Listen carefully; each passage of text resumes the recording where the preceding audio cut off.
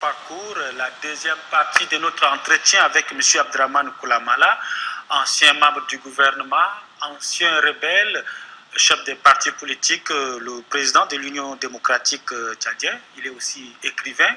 Il était en rébellion. Il est donc rentré au pays depuis quelques années déjà, où il dirige le parti politique, comme je le disais tantôt, le parti UDT.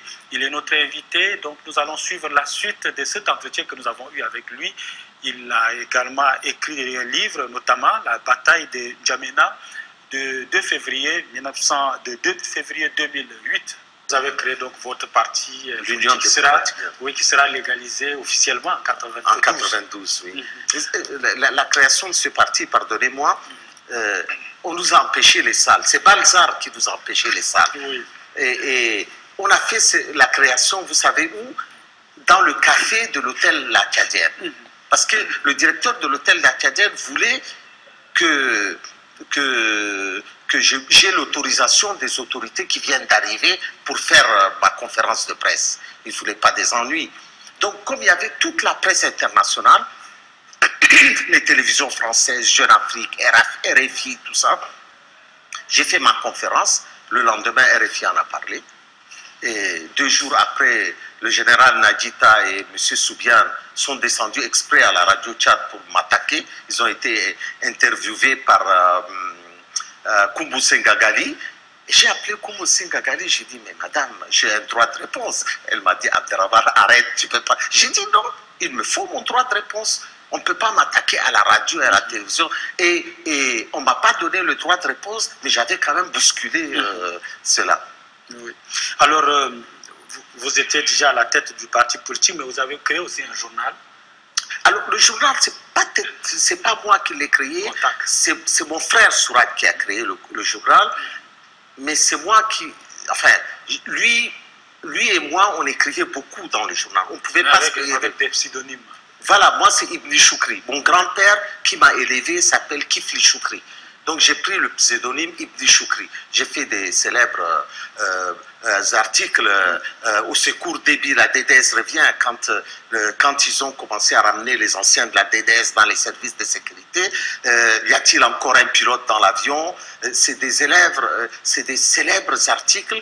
D'ailleurs, au secours débit, la DDS revient a été vendu à 11 500 exemplaires. Jamais avant ou après, un journal n'a été vendu comme ça. Parce qu'on a amené des informations précises avec des photos des gens de la DDS qui sont revenus avec des noms, des gens qui pour nous, représentaient ce qu'on dénonçait il y a quelque temps, d'horrible. Et immédiatement, le président Idriss Déby m'a appelé.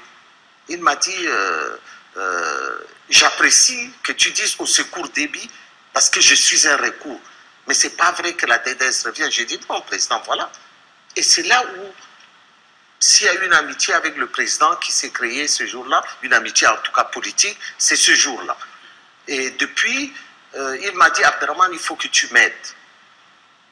Parce que moi, j'avais un combat à faire contre les anciens, les Kamougué, les Lamana, enfin les gens qui étaient présents. Nous, on était inconnus. Aujourd'hui, on a les titres d'anciens ministres, tout, mais à l'époque, on était quoi? Des petits rigolos, si vous voulez. Eux, c'était vraiment les sénateurs, les hommes. Alors, il fallait qu'on les dénigre.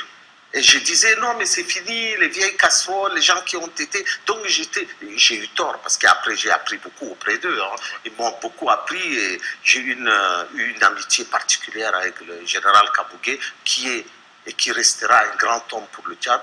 Le président Aligé, qui est un homme d'une grande expérience, Lamana Abdoulaye, Lolma Machoua, qui m'ont beaucoup aidé, qui m'ont beaucoup forgé. Je me suis mis sous eux. À un moment donné, j'ai compris qu'au lieu de les combattre, j'avais intérêt à apprendre auprès d'eux. Oui. D'ailleurs, nos jeunes frères qui font de la politique maintenant et qui leur font mal d'ailleurs, devraient s'inspirer pour venir nous voir, pour les aider un peu, parce que la vie politique, c'est d'abord l'expérience politique. Hein. On ne devient pas... Et les gens s'improvisent hommes politiques, et d'ailleurs, ils disparaissent du jour au lendemain. Alors, Abderrahmane Koulamala, c'est avec cet espoir de voir une nation pacifié, un État pacifié, un Tchad pacifié, que vous avez participé donc en 1993 à la conférence nationale souveraine. Alors, Alors, qu'est-ce que vous avez pu retenir en quelques mots de votre passage? Mais la conférence nationale souveraine, je l'ai déjà dit à la télé ici, c'est d'abord l'histoire de ses coulisses. Quand le MPS est arrivé, les caciques du MPS ne voulaient pas de la CNS. Pour eux, mais quand on parle de caciques, les babinistes. Les babinistes. Ah, eux, ils ne voulaient pas entendre parler de ça. Et le président a été tiraillé entre sa volonté d'avoir des gens comme nous et de rester fidèle à ses amis. Et lui aussi, il avait peur de cette classe politique gourmande qui ne pensait qu'à prendre son fauteuil, allait leur donner une conférence nationale et de surcroît souveraine, était quelque chose qui sapait son moral. Et c'est comme ça qu'est née l'alliance. Je suis devenu porte-parole de ce qu'on appelle la nouvelle coordination, 14 partis politiques. Et c'est comme ça que j'avais proposé au président de la République une alliance avec lui au sein de pour la conférence. Il y avait 28 partis. Les 14, c'était la coordination des partis, les ténors. Hein. Nous, on était, comme Fidel Mungar nous appelait, les partitons. Des petits partis, quoi. Mais on en était fiers. Parce que je disais un jour à Mama Diarma, il m'a dit non, vous êtes des petits partis. Je lui ai dit, tu sais, l'éléphant a son chemin et la fourmi a le sien. Oui. Et je disais ça en arabe, et c'est très beau en arabe, pour dire que là où la fourmi passe, quelquefois l'éléphant ne peut pas passer. Oui.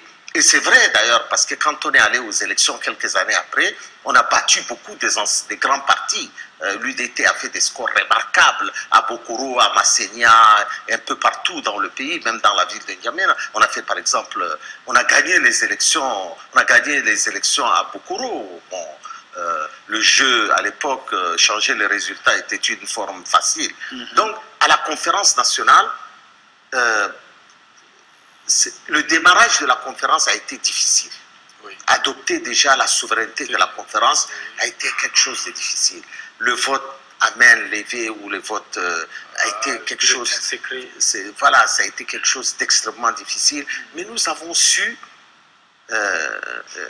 rebondir. Oui, la forme de l'État... La forme de l'État, on était tous d'accord dessus. Ça ne posait pas de problème. La transition, il y avait un consensus dessus. Il fallait aller dans des élections libres, démocratiques et transparentes. Ça, même nous, les alliés du MPS, on était d'accord. Mais la conférence a accouché quelque chose d'extraordinaire. Les gens ont cru qu'ils ont verrouillé la conférence. Avec nous, avec d'autres. Mais quand on est arrivé, El Bongo a été à la surprise générale élu. Et, ma foi, le pouvoir... Le président Président. Moi, j'ai été battu au poste de vice-président. Parce que moi, c'était l'homme à abattre. Au profit de Youssouf Abbas. Youssouf Saleh Abbas.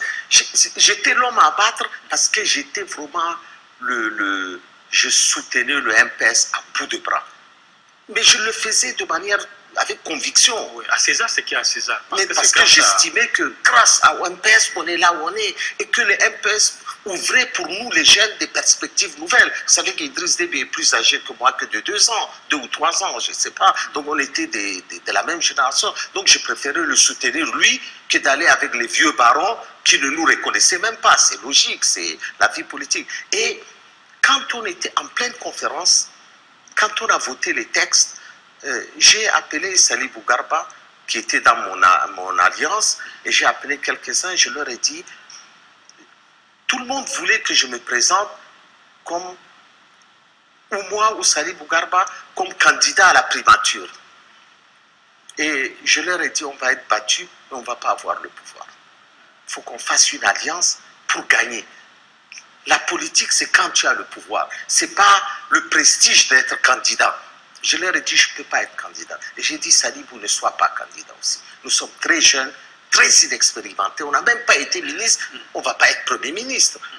Trouvons quelqu'un qu'on va faire élire en changeant de stratégie. Donc, au départ, je ne voulais pas de Mungar. Fidel Mungar. Fidel Mungar. Mais on m'a convaincu. Et lui-même m'a convaincu. Parce que Mungar ne pouvait jamais se faire élire si je ne le soutenais pas. Il avait 56 voix, moi j'en avais dans les 160 dans mon alliance. Et Mungar est venu chez moi, avec sa femme, ils ont trouvé ma femme, ils ont discuté, tout ça. Et ma femme, qui a beaucoup joué au rapprochement avec Mungar, comme quoi les femmes jouent quelquefois un rôle qu'on ne devine pas auprès des hommes politiques. À l'époque, je recevais l'imam de la mosquée, tous les gens, les caciques venaient, parce que malgré mon âge, j'étais devenu incontournable au sein de la conférence nationale. Et j'ai dit à Mungar, et c'est là où notre amitié est née, il m'a dit, si on gagne, qu'est-ce que tu veux? J'ai dit, mais tu n'as même pas gagné, tu veux déjà distribuer les postes, Mungar. Et on a rigolé de bon cœur parce qu'il voulait me faire plaisir. Et le président Kassiré, qui est, pour moi, c'est un des hommes politiques les plus intelligents du Tchad. Et Kassiré n'avait rien, à part les 8 voix de son parti. Et ils espéraient que le MPS, les chefs de canton, tout ça, aimaient bien Kassiré, tout ça. Mais il n'avait aucune chance de gagner. Aucune. Et Kassiré vient me trouver à l'entrée de la conférence. C'est une histoire qui m'a fait beaucoup rire. Moi, je ne voulais pas le soutenir. Mais je l'aimais trop, Kassiré, parce que Kassiré est quelqu'un qui aime beaucoup ma famille. Et ça compte. Et il m'a dit, petit frère, viens avec moi. Tu n'es pas candidat, viens avec moi. J'ai dit, grand frère, on s'assoit, on discute. Il me dit, mais tu es ministre d'État. Tu n'as pas de question. Et ça m'avait beaucoup rigolé. Oui. Mais pour moi, ce n'était pas très sérieux. Oui. Parce que vous vous retrouvez dans l'embarras du choix. Voilà, quand j'ai dit on s'assoit, bon, je voulais gagner du temps. Mais lui, il a résolu le problème. Il m'a dit, tu es ministre d'État. Oui. Tu vois, si je gagne, tu es ministre d'État. Et bon, ça me faisait du mal de le décevoir. Et puis, là où je n'ai pas beaucoup apprécié El Bongo, parce que j'étais un personnage que le président Déby me rencontrait tous les soirs. Déby, c'est un génie de la politique. Je m'excuse de vous le dire, les gens croient que je fais du lèche-pote, mais c'est un génie politique, ce garçon. Et il comprenait l'importance des choses. Et un jour, les gens du MPS, parce que j'étais trop proche du président, ont décidé, pendant la conférence, de m'enlever du poste de porte-parole. Et ils ont réussi. Ils ont ligué tous les partis contre moi. Ils ont même donné de l'argent. Et un jour, je me retrouve avec que l'ART de Oumar Boukar qui me soutenait. Mais en politique, il faut savoir être patient. J'arrive, les gens me disent, est-ce que tu es candidat? Parce que mon mandat est fini en pleine conférence. J'ai dit, non, je ne suis plus candidat. Ça a résolu le problème. Oui. On a fait élire Abakar Oumar et on arrive. Le lendemain soir, le président m'appelle. Il me dit, Abdraman, je ne suis pas dans le coup. J'ai dit, mais président, je n'ai jamais dit que vous étiez dans le coup. Et le lendemain, j'envoie un petit mot à El Bongo. J'ai dit, je vais faire une intervention sur les massacres du sud du Tchad. Parce que mon image s'est détériorée dans mon soutien fort au MPS. Et ce n'était même pas mes convictions. Vous savez, quand vous êtes jeune, vous voulez arriver, vous êtes capable quelquefois... Mon âme de révolutionnaire commençait petit à petit à s'estomper parce que quand vous entrez dans l'ère politique, vraiment au cœur du pouvoir, vous commencez à apprendre les magouilles, les combines, etc. Et les coups bas. Beaucoup de gens disent que j'en suis un spécialiste d'ailleurs. Bon, peut-être que c'est une réputation qu'on me donne à tort. Et j'arrive, je prends le micro et je demande que le ministre de la fonction publique, Ousmane Dida, vienne devant la souveraineté de la conférence, s'expliquer. Et je me souviens de ma phrase, j'ai dit, ce qui se passe au sud me trouble.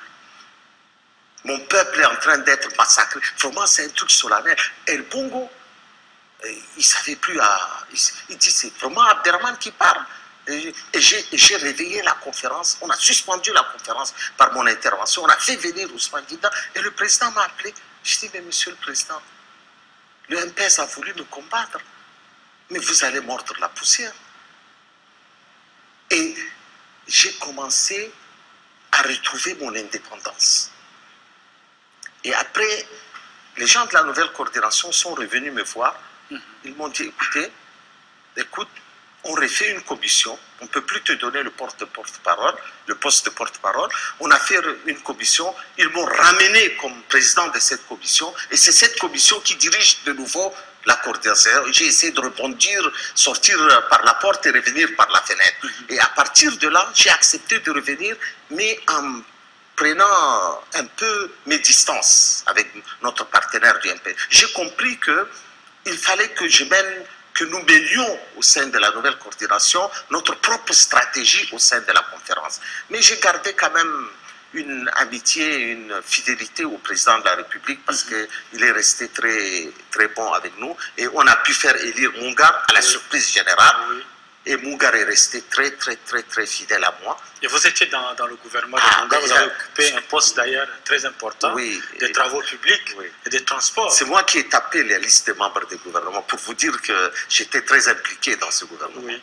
Et quelles leçons vous tirez de ce passage dans le gouvernement de Fidel Mungar qui a d'ailleurs fini mal? En queue de poisson, oui. Bon, Mungar a fait beaucoup d'erreurs. Mungar est beaucoup. Les proches, pendant 2 ans, Idriss Déby m'a fait la gueule. Et parce qu'il pensait que c'est moi qui poussais Mungar à la révolte contre lui. Ce qui était faux. Je disais à Mungar, si tu es un élu de la conférence aussi a légitimé Idriss Déby. Donc, il y a une sorte de cohabitation qu'on doit faire. Il faut une certaine souplesse. Voilà. Je lui ai dit d'ailleurs une phrase célèbre. Il m'a dit le peuple. J'ai dit le peuple, c'est pas Moursal, Mungar. Parce que comme on habitait à Chagua, c'est tous les gens qui étaient à Chagua, Moursal, les cadres sudistes qui l'envahissaient avec des propos. Et je lui ai dit le peuple, c'est pas Moursal. Il m'a dit tu as raison. Moi, mon sondage se fait à Moursal. Et je lui ai dit il faut sortir de Moursal. On a fait 2 erreurs stratégiques. La nomination de Bidi Valentin à l'intérieur et de Rohingam aux finances. Rohingam, c'est un garçon charmant, mais ce n'est pas un homme politique. Il est rentré dans un conflit inutile avec le chef de l'État. Inutile. Il a fermé toutes les mannes.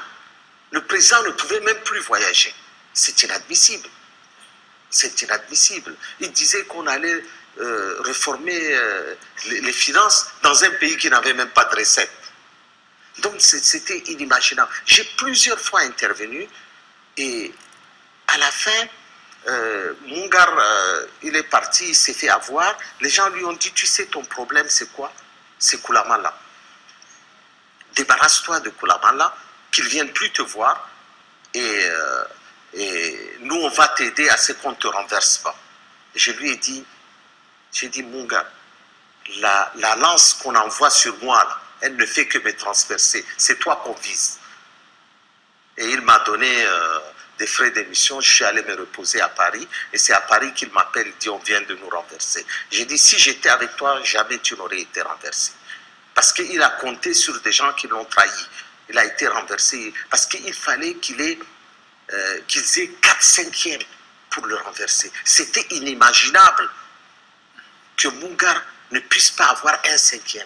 Et je lui ai dit, puisque tu n'as pas pu avoir 1/5, enfin, un peu plus d'1/5, 1 ou 2 fois, tu ne pouvais pas gouverner. Alors, c'était une école, hein, c'était vraiment une école pour vous. Une très belle école. Alors, après être débarqué du gouvernement, vous avez été élu par l'Assemblée des partis politiques dans le cadre du recensement général de la population. Alors là, vous savez, à l'époque, j'étais dans aucune alliance. J'étais indépendant. J'ai joué beaucoup de bluffs pour me faire élire. Et le recensement électoral, donc pour les élections. Le premier recensement électoral de 116, le meilleur des recensements. Jamais quelqu'un, même Yorongard ne l'a pas contesté. C'est une prouesse quand même que Yorongard ne conteste pas. Donc, on a fait un recensement vraiment excellent. Et j'étais vice-président et le ministre de l'Intérieur de l'époque, qui était Maman Nouri, en était le président. Moi, j'ai été le premier vice-président. Et vous savez, à l'époque, il y avait quelques partis politiques qui ont décidé de ne pas aller aux élections. J'avais organisé une conférence à l'hôtel du Chari avec la télé, où il y avait El Bongo, Lamana, Lol, Kamougué, Alingué, enfin, tous les gens qui voulaient aller aux élections. Et on a fait un débat et on a décidé d'aller aux élections. Et ils m'ont dit, reprends ta place de vice-président au recensement électoral.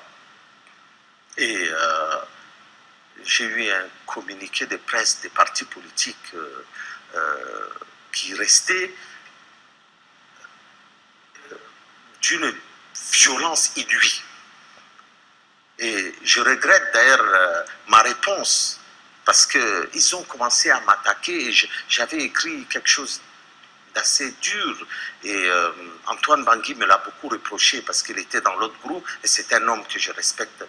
C'est un homme à qui je voue un grand respect. Et j'avais dit qu'ils ont fouillé dans leur poubelle à la recherche de quelques os pour leur museau baveux.